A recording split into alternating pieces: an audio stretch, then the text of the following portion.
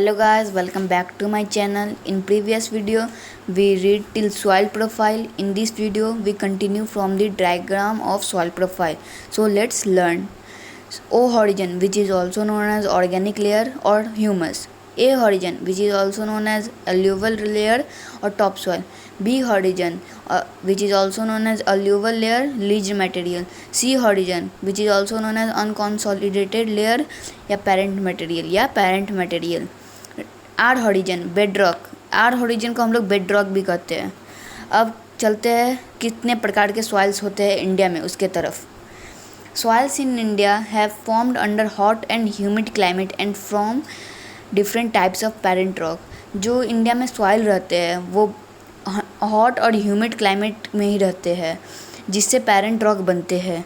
So the colour of soils, their mineral composition, texture, structure and organic content vary from place to place. इसी कारण से soil का colour, उसका mineral composition, उसका texture, उसका structure, organic content place to place से vary करता है। Broadly 6 types of soil are found in India. 6 प्रकार के सॉइल पाए जाते हैं इंडिया में। पहला, alluvial soil. This is found in the plains along the rivers Ganga and Brahmaputra and in deltas of the southern peninsulas along the eastern coasts. ये जो है ये एल्यूवल सॉइल रिवर्स गंगा और ब्रह्मपुत्रा के बीच में पाया जाता है और साउदर्न पेनिनसुला एक डेल्टा है जो ईस्टर्न कोस्ट के बगल में है, वहाँ पे भी पाया जाता है। This is a fine grand soil brought down and deposit by the reverse. ये एक फाइन ग्रेन्ड सॉइल है जो लिया जाता है और रिवर्स में डिपोजिट डाला जाता है। It is very rich in mineral. ये सॉइल बहुत बड़े मात्रा में रहता है मिनरल में। It content and therefore most suitable for large scale agriculture in India. इसलिए इसी सॉइल को बहुत ही सूटेबल माना गया है एग्रीकल्चर के लिए इंडिया में। अब आते हैं बात ब्लैक सॉइल की। ब्लैक सॉइल किसे कहते हैं? This soil is found over lava deposits in the Deccan in parts of Maharashtra, western Madhya Pradesh, Gujarat and parts of Andhra Pradesh, Karnataka and Tamil Nadu. ये सॉइल लावा डेक्कन का जो लावा होता है उसमें पाया जाता है। महाराष्ट्र में, वेस्टर्न मध्य प्रदेश में, मध्य प्रदेश के वेस्टर्न पार्ट में, गुजरात में, आंध्र प्रदेश के पार्ट्स में, कर्नाटका के पार्ट्स में, तमिलनाडु के पार्ट्स में, इन सब जगह ये ब्लैक सॉइल पाया जाता है। This soils are often called black cotton soil. इस सॉइल को हम लोग ब्लैक कॉटन सॉइल भी कहते हैं। As this type of soil is suitable for growing cotton, क्योंकि इस टाइप के ही सॉइल कॉटन को ग्रो करने में मदद देते हैं, सुटेबल रहते हैं। Locally they are called regur, इसलिए इन्हें रेगर कहते हैं। This soil can retain water and rich in organic content. ये सॉइल वाटर को रिटेन करता है, सोख लेता है और बहुत ही अधिक मात्रा में ऑर्गेनिक कंटेंट में रहता है। अब आते हैं बात रेड और येलो सॉइल की। रेड और येलो सॉइल होते क्या हैं? Red soil and yellow soil have the same colour as the name suggest. Red soil और येलो सॉइल सेम कलर के होते हैं जैसा कि उनके नाम के according. They get their colour from huge concentration of iron oxide. वो रेड और येलो इसलिए उनका कलर इसलिए मिला आयरन ऑक्साइड के अत्यधिक मात्रा के कारण। They are found around the black soil zone in western Ghats, eastern Madhya Pradesh and in part of Odisha, Andhra Pradesh and Tamil Nadu. ये ब्लैक सॉइल के इर्द गिर्द मिलते हैं, जैसे वेस्टर्न घाट्स में, ईस्टर्न मध्य प्रदेश के ईस्ट पार्ट में, ओडिशा के पार्ट्स में, आंध्र प्रदेश के पार्ट्स में और तमिलनाडु के पार्ट्स में। This soil form over different rock type and can not retain much moisture. ये सब सॉइल सबसे अलग होते हैं रॉक के टाइप में और ये ज़्यादा नहीं सोखते हैं पानी को। One can find stunt forest and drought resistant crops growing abundantly as such as soil types. कोई फॉरेस्ट ऐसे भी होते हैं जो सॉइल को, इस black soil, red soil, yellow soil, इस टाइप के सॉइल्स को एविडेंटली ग्रोइंग करने में मदद देते हैं। अब आती है बात सैंडी डिजर्ट सॉइल की। अब सैंडी डिजर्ट सॉइल कैसे करते हैं? जैसा कि आपको नाम ही से पता चल रहा है, ये सैंड है। These are found in the dry and semi dry areas of Rajasthan and parts of Gujarat. ये ड्राई और सेमी ड्राई एरियाज में पाए जाते हैं राजस्थान और कुछ गुजरात के भी पार्ट्स में। This soils are sandy to gravelly with low organic content. ये सॉइल सैंडी होते हैं, बालू से भरे होते हैं और कुछ छोटे छोटे पत्थर भी होते हैं, पेबल्स भी होते हैं और लो ऑर्गेनिक कंटेंट होते हैं उसमें, और बहुत ही कम न्यूट्रिएंट्स भी रहता है। They vary in colour from reddish to light brown. ये रेडिश के कलर और लाइट ब्राउन के बीच का कलर रहते हैं। The soil has high soluble salts but is low on humus content. इस सॉइल के बाद हाई सॉल्यूबल सॉल्ट्स है बट लो है ह्यूमस कंटेंट में। Sandy desert soil is not suitable for cultivating crops. Sandy desert soil जो है वो सूटेबल नहीं है क्रॉप्स को कल्टिवेट करने के लिए। Now let's come to the laterite soil. The areas that receive heavy rainfall mostly have laterite types of soil. वैसे एरिया जो हेवी रेनफॉल रिसीव करते हैं और जिनके पास सबसे ज़्यादा मात्रा में लैटेराइट टाइप्स के सॉइल होते हैं उसे हम लोग कहते हैं laterite soil. It is also reddish in colour but different from red soil in their mineral composition. ये भी रेडिश कलर के होते हैं बट रेड सॉइल के कंपोजिशन के तहत ये अलग हो जाते हैं, कंपोजिशन पे बेस्ड रहते हैं ये। Weathering plays a major role in the formation of this soils. इस सॉइल के फॉर्मेशन में वेदरिंग बहुत ही खास रोल तहत करता है। This lumpy soils can be broken down easily when they are damp but when they are dry they turn hard as a rock। ये जो लंपी सॉइल्स रहते हैं वो ब्रोक हो जाते ईज़िली जब डैम्प पे रहते हैं, लेकिन जब वो सूखे रहते हैं तो वो पत्थर के जैसे हार्ड हो जाते हैं। These are locally known as paths. इसे हम लोग पैथ्स भी कहते हैं। छोटा नागपुर प्लेट्यू में इसे पाथ्स कहा जाता है। अब आती है बात माउंटेन सॉइल की। माउंटेन सॉइल कहते किसे हैं? These are founds on the Himalaya mountains and vary from deep alluvium in valley.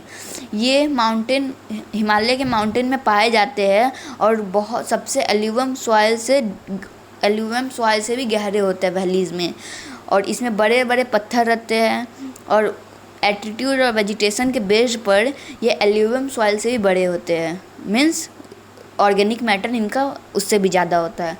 The mid altitude zone contains coniferous trees and low humus content. ये मिड एल्टीट्यूड जोन है जो mountain soil का, वो coniferous trees के जितने छोटे होते हैं और उनके पास लो ह्यूमस रहता है, मतलब ह्यूमस की कमी रहती है। The soil surface of the higher altitude frozen areas remain under snows. उनका माउंटेन सॉइल का जो सरफेस रहता है वो स्नो के भी अंडर रहता है, स्नो मंच बर्फ़ के भी नीचे रहता है। Many of the deltaic region are affected by tidal waves and currents where the soil are saline. बहुत सारे डेल्टिक रीजन इफेक्ट हो गए टाइडल वेव्स के तहत या करेंट्स जो आते हैं फ्लड्स नेचुरल डिज़ास्टर में सॉइल्स, और वो सॉइल्स को सैलाइन बना देते हैं। Marshy tracts are usually found in this area. Marshy tract जो होते हैं वो इस एरिया में पाए जाते हैं। अब आती है बात सॉइल डिग्रेडेशन की। Now come to the soil degradation. Soil gets constantly eroded by wind and water. Soil erode हो जाता है जल्द ही विंड और वाटर के मदद से। These are natural process of soil. ये सॉइल इरोजन के नेचुरल प्रोसेसेस है। However human activities are also damaging the quality of soil and consequently its productivity. आपको जानना पड़ेगा कि ह्यूमन जो एक्टिविटीज़ करते हैं उससे भी सॉइल का क्वालिटी डैमेज होता है और उसका प्रोडक्टिविटी भी डैमेज होता है। Soil degradation occurs when soil loses its productivity due to loss of nutrients. Soil degradation तभी आता है जब soil उसका प्रोडक्टिविटी अपना खुद का प्रोडक्टिविटी लॉस कर देता है और अपना खुद का जो न्यूट्रिएंट्स रहता है वो भी लॉस कर देता है by human activities. Organic matter भी, और वाटर रिटेंशन कैपेसिटी, मतलब वाटर को कितना सोख सकता है, soaking capacity. How are humans degrading soils. Humans कैसे डिग्रेड कर रहे हैं सॉइल्स को? Deforestation, agriculture, overgrazing, fuel food, gathering and establishing of industry. इस सब प्रोसेसेस से ह्यूमन डिग्रेडेड कर रहे हैं सॉइल को। मीन्स सॉइल का न्यूट्रिएंट्स, प्रोडक्टिविटी, उसका लॉस, सब चीज़ उसका लॉस कर दे रहा है। Soil conservation. अब सॉइल कंजर्वेशन किसे कहते हैं? Soil is a precious resource and an important part of the ecosystem. Soil एक बहुत ही प्रीशियस रिसोर्स है, स्रोत है और इम्पॉर्टेंट हिस्सा है इकोसिस्टम का। If you have soil you have life. अगर आपके पास सॉइल है, अगर आपके पास मिट्टी है, तो आपके पास जीवन है। Imagine a world with no soil. आप अनुमान लगाइए कि एक वर्ल्ड है जिसमें सॉइल नहीं है। Beside supporting food and fibre and wild life habitat, soil affect atmosphere and the world climate. Supporting food, fibre, world life habitat के बिना सॉइल अफेक्ट कर रहा है एटमॉस्फेयर को और वर्ल्ड के क्लाइमेट को, तो कैसा होगा। It takes nearly 500 years to form soil. उस वक्त 500 साल लगेगा सॉइल को बनने में। 1 सेंटीमीटर थिक, 1 सेंटीमीटर पतला। Soil conservation is the prevention of the wasteful use of soil. Soil conservation एक प्रिवेंशन है वेस्टफुल यूज़, सॉइल का वेस्टफुल यूज़ का। To conserve resource for the future, मतलब जैसे सॉइल को बचाने, फ्यूचर में सॉइल को बचाने के लिए there are several ways in which soil degradation can be control. यहाँ पे बहुत सारे वे हैं जिससे सॉइल डिग्रेडेशन कंट्रोल हो सकते हैं। Practice to control soil degradation. अब आते हैं बात प्रैक्टिस कैसे कंट्रोल करें सॉइल डिग्रेडेशन को। The following are some methods that will help in controlling soil degradation. नीचे दिए गए कुछ मेथड्स हैं जिससे हम लोग सॉइल डिग्रेडेशन को कंट्रोल कर सकते हैं। Ground cover vegetation. पहला है ग्राउंड कवर वेजिटेशन। ये है क्या? It is important to establish and maintain ground cover vegetation which will minimise wind, water and soil erosion. यह ज़रूरी है इस्टेब्लिश और मेंटेन करा ग्राउंड कवर को वेजिटेशन के तहत जो विंड, वाटर, सॉइल इरोजन को कम कर देगा।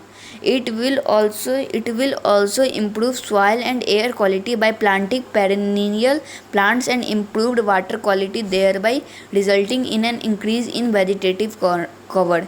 ये सॉइल और एयर की क्वालिटी को भी इम्प्रूव कर देगा। पेरेनियल प्लांट्स को लगाएंगे, अगर हम लोग पेरेनियल प्लांट्स को लगाएंगे तो ये एयर और सॉइल के क्वालिटी को भी इम्प्रूव कर देगा। Thereby resulting in an increase in vegetative cover. इसलिए इसका जो रिजल्ट रहता है वो वेजिटेटिव कवर में रहता है।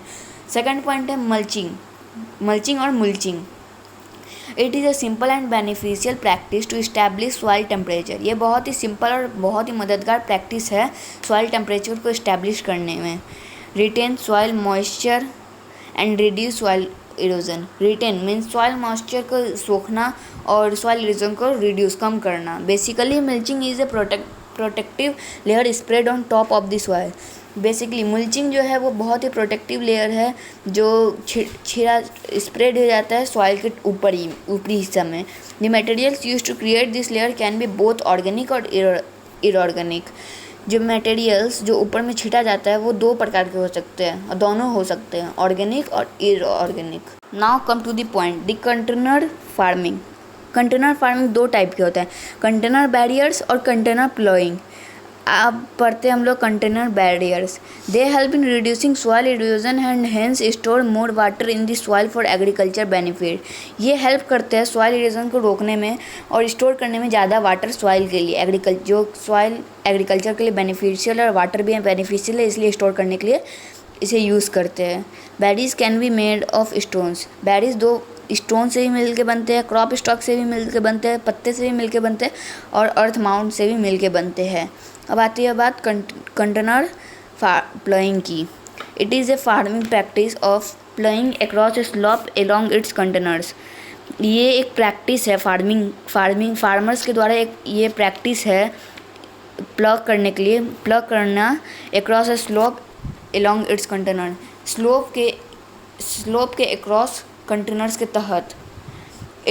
This helps in the slowing down of running water during rain storms. ये मदद करता है धीरे धीरे पानी भरने में, जो बारिश होती है उसमें ये मदद करता है। Allowing water to percolate into the soil. ये मदद करता है वाटर को प्रिकोलेट करने में सॉइल्स के। Now come to the point, intercropping. What is intercropping? It is a method of growing 2 or more crops of the same land in the same growing season. ये एक मेथड है जिससे 2 और ज़्यादा क्रॉप सेम ही land में same ही season में grow कर सके। Generally one is a fast growing crop while the other takes longer to mature. अधिकतर बार पहला बहुत ही जल्दी क्रॉप ग्रो हो जाता है और दूसरे में टाइम लगता है। तो बात करते हैं अब टेरेस फार्मिंग के। टेरेस फार्मिंग होता क्या है? ये एक मेथड होता है फार्मिंग जो फार्मर्स होते हैं वो इस मेथड में इन्वॉल्व होते हैं। ये मेथड में ऐसा होता है कि ग्रोइंग क्रॉप जो ग्रोन होता है वो हिल्स के साइड्स पर होता है, माउंटेन्स पर होता है, बरोड स्टेप्स पे होता है, जैसे लाइक फॉर्मेशन, जैसे जब बोरोड स्टेप्स बनते हैं उस जगह ये सब फार्मिंग होता है। इट ऑल्सो हेल्प प्रिवेंट और reduce the run of water, rain water and carrying of soil with heat. ये मदद करता है प्रिवेंट करने में और घटाने में, प्रिवेंट मतलब घटाना भी होता है, घटाने में रेन वाटर का पानी और सॉइल्स उसमें जो भर जाता है वो। अब क्रॉप रोटेशन क्या होता है? व्हेन वी ग्रो 2 और मोर क्रॉप्स, जब हम लोग 2 और 2 से ज़्यादा क्रॉप्स उगाते हैं, one after the other in a regular sequence on the same land, this method of farming is called crop rotation. जब हम 2 या 2 से ज़्यादा क्रॉप्स उगाते हैं एक ही सीक्वेंस में लगातार एक ही लैंड पर, उसे हम लोग कहते हैं crop rotation. The controls insects and diseases and also helps to conserve soil nutrition.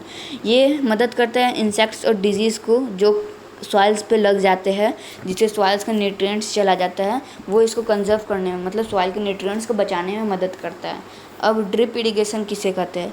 It is the slow release of water to each plant to conserve water and prevent soil run off with too much of water. ये मदद करता है, ये drip irrigation एक मदद करता है soil water को जो धीरे धीरे रिलीज़ होता है, और ईच प्लांट और सब प्लांट्स को इक्वली वाटर मिलता है, और जितना भी वाटर रहता है वो झड़ जाता है, मीन्स रन ऑफ हो जाता है, चला जाता है। शेल्टर बेल्ट्स और विंड ब्रिक्स किसे कहते हैं? शेल्टर बेल्ट्स और विंड ब्रिक्स एक ही शब्द है। This act as barriers against fast blowing winds. ये बैरिज के अगेंस्ट, मतलब बैरिज के अगेंस्ट एक्ट करता है जो बहुत ही तेज़ हवा चलती है। It is usually made up of 1 और मोर रोज ऑफ ट्रीज़। ये मेड बनता है एक और ज़्यादा ट्रीज़ के रो से, या फिर ट्रीज़ या श्रब्स के भी रो से, जो हमें शेल्टर प्रोवाइड करता है विंड के तहत, और जिसमें सॉइल इरोजन प्रेजेंट रहता है।